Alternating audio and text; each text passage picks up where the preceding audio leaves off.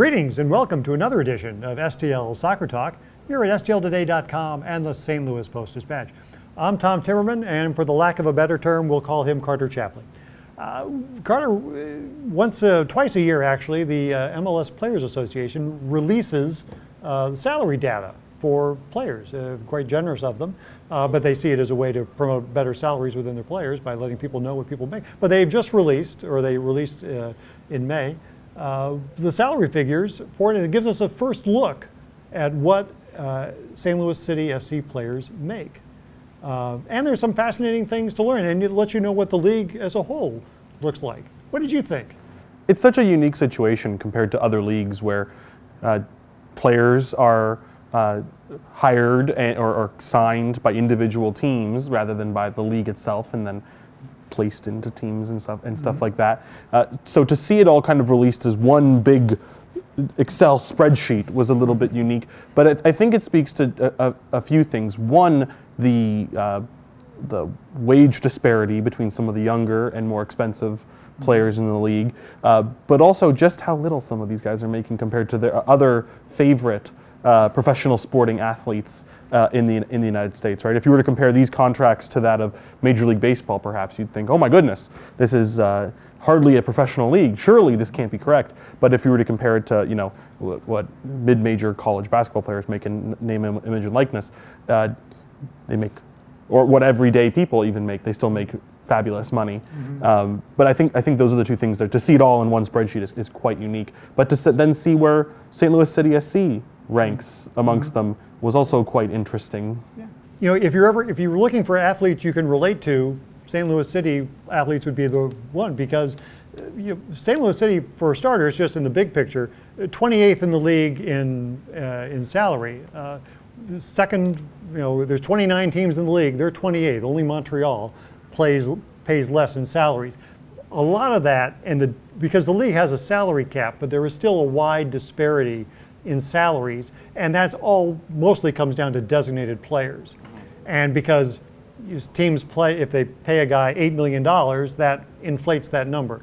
St. Louis City has two very economically priced designated players in Klaus and Edu Leuven, and Roman Berkey, who's not a designated player, but is their highest paid player, and it makes $1.5 million, which is pretty, which is by so many standards. I mean, on an NHL team, he would be in the lower half of players. You could bury that in the American Hockey League in their salaries, right? Major League minimum is only just lower than that in Major League Baseball. It's a shocking number. I mean, Nolan Arenado makes $30-something million a year from the Cardinals. Every time he spits a sunflower seed, he probably makes $1.5 million.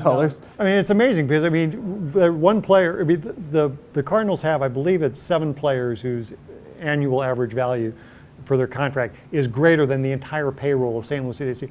But these are guys who are really good at what they do. And Roman Berkey is the highest paid goalie in the league at $1.5 billion, and it's by a lot. I mean, the next highest paid goalie is about $800,000 a year, so almost twice as much as the next highest paid goalie. But, and I asked Bradley Carnell about this, I said, look, through 13 games, he has saved us 5 goals, in games. If you look at what the stats say on expected goals, that's a big deal. That could be, 5 goals could be 2 wins or more. And that's a big deal, and because those are points in the standings, those are getting. And Lutz Pfannenstiel has said this from the start, that, he said people, mocked me because I paid so much for Berkey because you feel you can get goalies cheap. But, goalies are, we talk about players who are going to have direct impacts on games, and we saw this when St. Louis City played Kansas City, where Berkey makes some saves, though the game was one-sided by then, that could easily have been goals. And when you stop those increase your chances of winning, and more so than the play of a center back or a midfielder or whatever. Goalies have really direct impacts on results of games.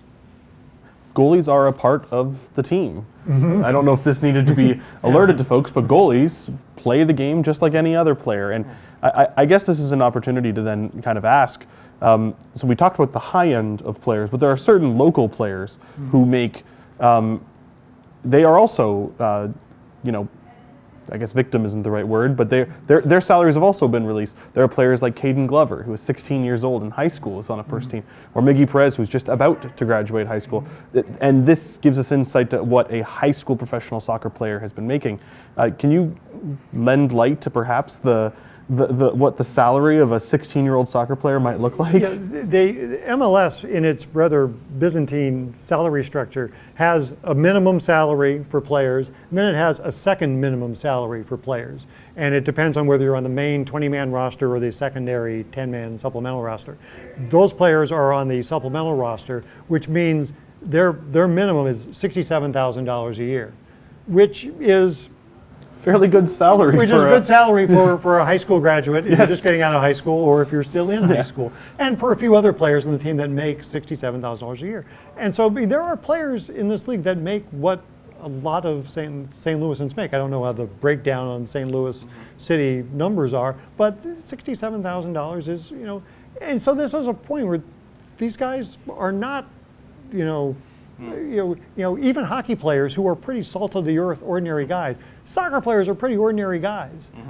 But again, this is the team, and it's, St. Louis City has gotten a lot of money gotten a lot of results out of very little money.